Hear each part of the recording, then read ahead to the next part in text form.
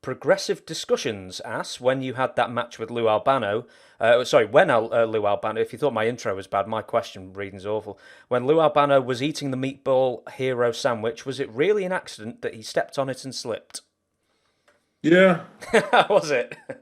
yeah, yeah. He was walking. Lou used to walk around, and I told you the whole. I mentioned the whole psychology for me eating the sandwich in the ring because Lou and I were going into a series of tag matches with Snook and Buddy Rogers and stuff like that. So I wanted to try to convey, subliminally that I was just like Lou. I was going to I was going to drink Coca-Colas and eat meatball sandwiches and get as big and fat and sloppy as Lou could get. So that was, pretty much the impression we were. But evidently he must have dropped the meatball on himself on the ground because he said, I took a couple down. I obviously bought one or two from him, and he was holding my drinks and stuff like that. Oh, how I got to be a legend in WWF eating meatballs. Do you know, no one asked this, right? But like one of the interviews that seems to be really doing the rounds at the moment, someone tagged me on Twitter, or you, or us, the podcast on Twitter, was the one where you're eating donuts and spitting them all over Mean Gene. Like, where did the food come from originally, where you start eating and wrestling at the same time? Somebody made a dare. You got me on a dare for something. And I think it started around Florida there down. So and after I did it once, Jerry Briscoe he would monitor the interviews. He'd make sure I didn't walk through with any food or he'd tackle me.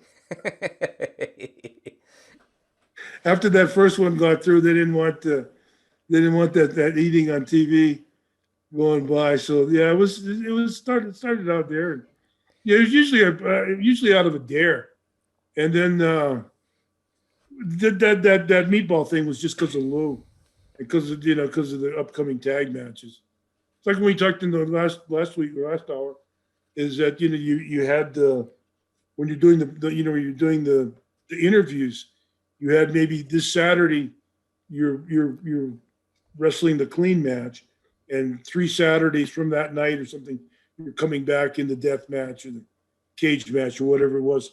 So you're trying to program in your mind how to lay out the interviews. If you're this one you're gonna go easy. I'm gonna go easy this week and be really serious about beating you and winning you and keeping the championship. And then 2 minutes later, I'm coming into the next interview screaming, yelling, you really pissed me off. I'm really, you've really done it now, But you're in the same time period. All you did was change your shirt. Yeah, it's the same. It's the same cycle, but you keep that, things you keep on your mind. Try to keep current. Try to keep fresh. Try to keep ahead of ahead of the people. Make something entertaining for the people, entertaining for the fans. Something to catch their eye. And you have to do. I bet you have to plan like 21 days worth of meals as well to prepare as well for 21 promos, which would be a bit of a nightmare, I'm sure.